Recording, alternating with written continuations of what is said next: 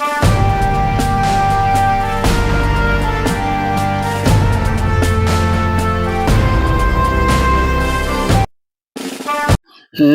अपंग शाळेतील शिपाई शंकर काळगे स्वामी यांनी तिन्ही मुलांचे भविष्य उज्ज्वल केले.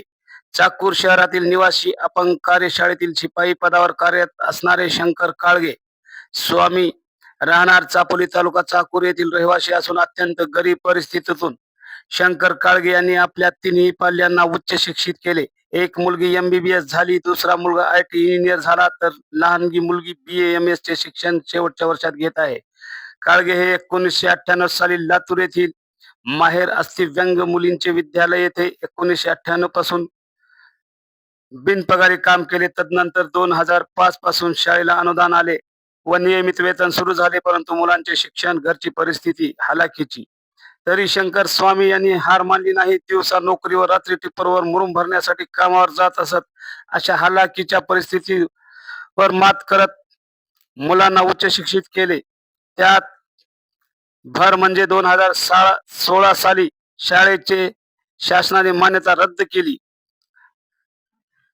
म्हणजे सुलतानी संकट समोर उभे राहिले. तरी पण काळगे डगमगले नाहीत, मुलांचे भविष्य उज्ज्वल केले. यामध्ये प्रतीक्षा शंकर काळगे ही शासकीय वैद्यकीय महाविद्यालय लातूर येथे MBBS चे शिक्षण घेतले.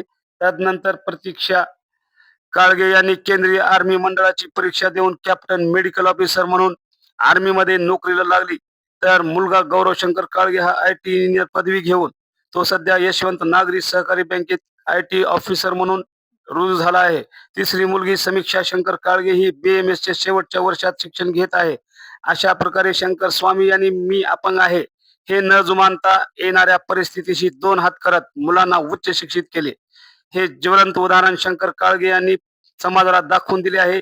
यासाठी शंकर काळगे व परिवारांचे सर्व स्तरातून कौतुक व अभिनंदन केले जात आहे. समाज गर्जना न्यूज मराठी, लातूर.